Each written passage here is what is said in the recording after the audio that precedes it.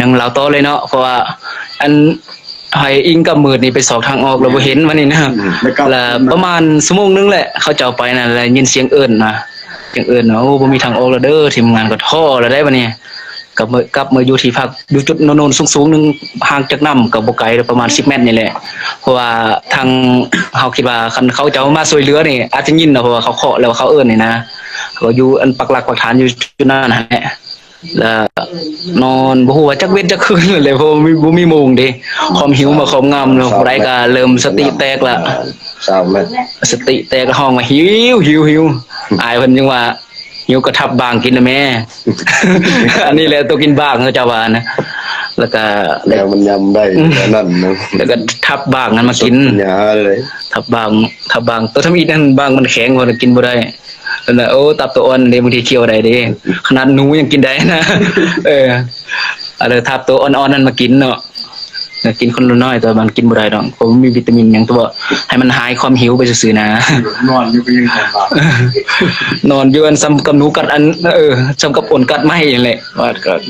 ก็นั่นแหละแล้วก็จะก็กลับมานอนพักผ่อนต่อเนาะนอนเมื่อยบู๊น่ะจะเฮ็ดต่อมานี่แล้วก็มาบนบานสิ่งศักดิ์สิทธิ์อีกแล้วมันนี่ความเชื่อเนาะเพราะว่าเฮาคิดว่าโอ้เป็นน้ำเฮาเอาหยังเอาแหปะอยู่ในถุงแล้วก็เฮานอนไกลๆนี่คิดว่าสิเป็นอย่างนี้แล้วครับทั้ง5 คนนี่แหละลุกมานบแล้วก็เอาแหนี่ไปทอกคนเดียวนะทอกอันดินแถวดินถ้ำนี่ทอกออกจากถุงนะแล้วบอกมืดอันแห่ตัวน่ะคันตัวจากหลอดน่ะไปทอกแม่ไปทอกทิ่มแม่เราบ่ไหวเรานอนแต่ว่าเราโซมเลยเราเข้าไปก่อนเฮาเราเข้าไปวันที่17พุ่นแหละแล้วจำเป็นแล้วเฮาให้อิงมันก็ขุดเอาของเราไปทอกไปบนเดียวสาเหตุที่แล้วว่าเฮารักแห่คำของเรามันบ่แม่นเนาะเพราะเฮาอยากคืนให้เจ้าที่เจ้าทานด้วยว่าอยู่แถวๆนั้นหั่นเฮาไปทอกบนเดียวหั่นแล้วตามหลังมาจะเป็นอะไรล่ะเฮาจึงสิอธิบายเติมเด้อเพราะว่ามีแนวมันให้เอาออกนะสิเล่าไปตอนนี้ก็เนาะแล้วไปทอกอยู่บนเดียวหั่นเนาะแล้วก็มันมาบนบ้านว่าโอ้ลูกหลานนั้นบ่เอาอันหยังเด้อว่าแน่ทอกให้ทิ่มให้คืนป้าให้เบิดแล้วขอให้สิ่งศักดิ์สิทธิ์อันคุ้มครองให้เด้อแล้วก็เฮามานอนแล้วก็นอนไกลๆน้ำนั่นแหละก็มันติดตามน้ำถ้าน้ำลงเนี่ยไปสระน้ำเนาะแล้วก็มื้อต่อมาก็น้ำลงอีหลีนั่นแหละหลังจากทิ่มใส่แห่น่ะน้ำลงแล้วก็ยังสายน้อยๆสำแขนนี่แหละอันว่าสายน้ำไหลนะแล้วอายเพิ่นก็ส่วน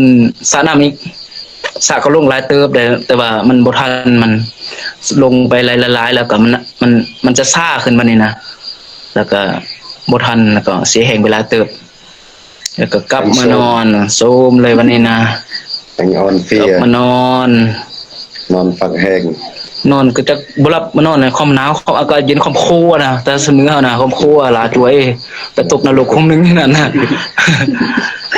มันนอนตายเลยเกิดไม่เวลาเลยแล้วก็มื้อต่อมาแล้วก็นอนกอดเดียวก็เลยหนาวก็กอดปานนั้นเนี่ยแต่ความจริงอยู่ในหันสามัคคีเดียวเลยทั้งนั้นทั้งมืดแล้วก็เฮาแล้วก็เบิ่งแย่งซึ่งกันและกันเลยแต่ว่าออกมาจากเราอันคิดว่าเฮาเอาให้คำพูดเดียวนี่แต่ว่าบ้านเมืองมันมีเปเนาะเอาอันกระแสดังๆมื้อนี้สิเอาได้ก็พากันนอนอยู่หั่นจนปัญญาเฮ็ดแล้วแหงเงือกสุดท้ายวันนี้อายเพิ่นก็ส่วนไปสู่บิดน้ำซ้ำอีกวันนึงไปค่ะมันลงแล้วน้ำลงแล้วเฮาจึงลอยไปเลยเสียงลอยไปเพิ่งทาหลอดเบิดเลยนะในวันนี้นะแล้วก็ลงไปกะเกียมสิสระน้ำแล้วได้มั้ยกำลังสิสระน้ำแล้วแต่มีเคาะสวยชีวิตยินเสียงกันเคาะตักตึกทำอีกก็คิดว่าหนู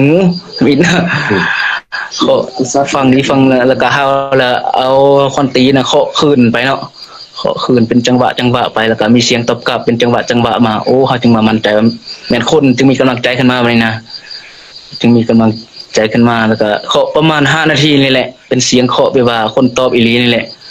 แล้วต่อมาก็มีน้ำคุณออกมาโอ้เฮามั่นใจร้อยเลยก็พากันมาถ่ายอยู่อันแคมป์น้ำหั่น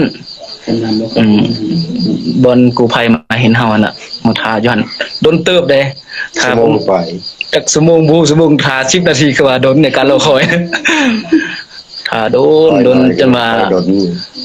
บ่ไหวแล้ว2คนจึงกลับมานอนอยู่พุ่นแล้วมีแต่เฮากับไอ้คำกับมืดแล้วก็สังเกตการช่วยเหลื สอง อ คนเฮาเนาะ สาม แล้วต่อมาจึงยินเสียง